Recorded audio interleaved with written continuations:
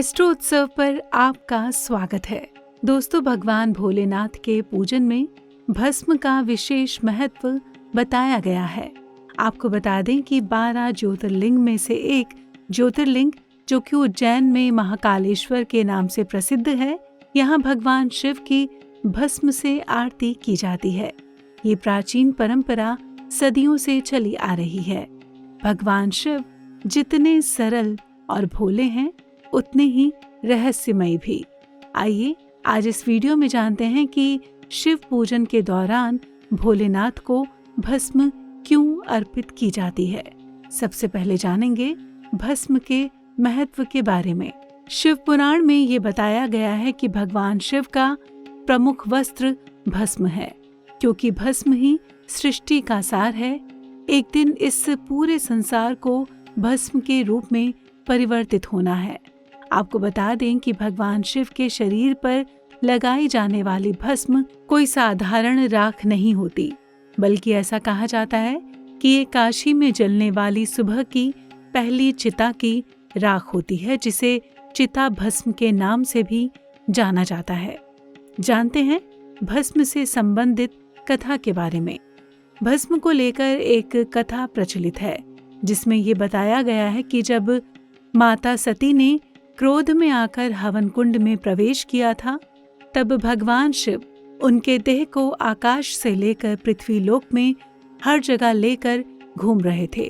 उनकी ये दशा भगवान विष्णु से देखी नहीं गई थी और वो माता सती के शव को छूकर उन्हें राख में बदल दिया था।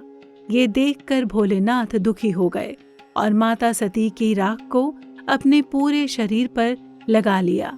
कहा जाता है कि इस कारण से भी भगवान शिव को भस्म अर्पित की जाती है। इसके अलावा एक और भी कथा प्रचलित है, जिसमें ये बताया गया है कि भगवान शंकर कैलाश पर्वत पर निवास करते हैं और कैलाश पर्वत का स्थान बर्फ से ढके हुए होने के कारण बहुत ठंडा रहता है। इसीलिए भगवान शिव स्वयं को उस ठंड से बचाए रखने के लिए अपने शरीर पर भस्म लगाते हैं। बात करते हैं कि अब घर पर भस्म कैसे आप बना सकते हैं।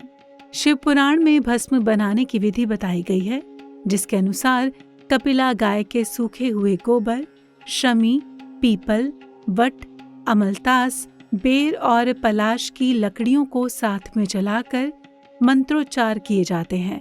बाद में जब ये सभी लकड़ियां जलकर राख बन जाती हैं, इसे ही भस्म के रूप में इस्तेमाल किया जाता है।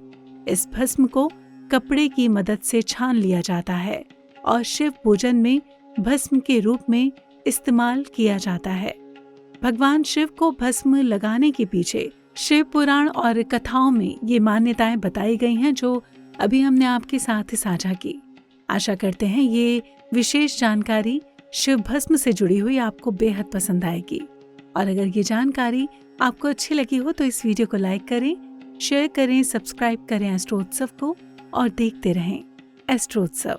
धन्यवाद।